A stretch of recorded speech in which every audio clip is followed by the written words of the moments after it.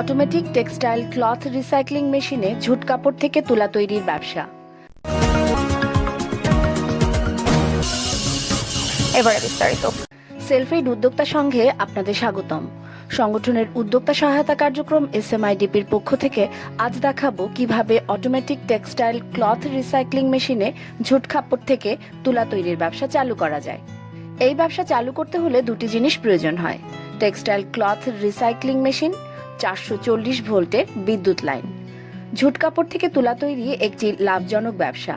তুলা তৈরির জন্য পরিত্যক্ত টুকরা কাপড় টেইলারিং শপ, গার্মেন্টস বা যেসব জায়গায় পোশাক তৈরি করা হয় সেসব জায়গা থেকে খুব কম দামে বা বিনামূল্যে এইসব কাপড় সংগ্রহ করতে পারবেন।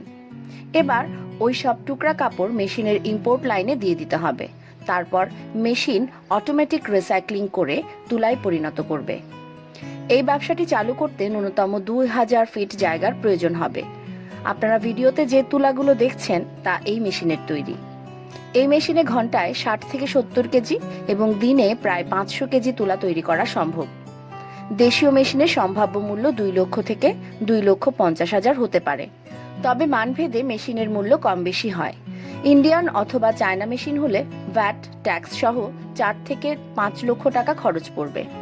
বিস্তারিত তথ্য জানতে আমাদের ওয়েবসাইট www.smidp.com বা ফেসবুক পেজ smidp.aid ভিজিট করুন। উদ্যোক্তারা মেশিনারিজ, প্রশিক্ষণ ও কারিগরি সহায়তায় নিশ্চিন্তে আমাদের সাপোর্ট নিতে পারেন। আমাদের প্রকৌশলীদের সার্বিক তত্ত্বাবধানে মেশিনের গুণগত মান নিশ্চিত করা হয়। মেশিন শিল্পে রয়েছে আমাদের 32 বছরের বাস্তব অভিজ্ঞতা এবং দেশব্যাপী নেটওয়ার্ক প্রতিনিধি।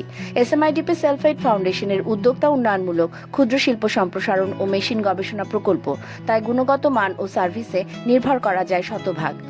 সেলফএইড বাংলাদেশ সরকারের 4টি মন্ত্রণালয়ের স্বীকৃত স্বেচ্ছাসেবী সংগঠন।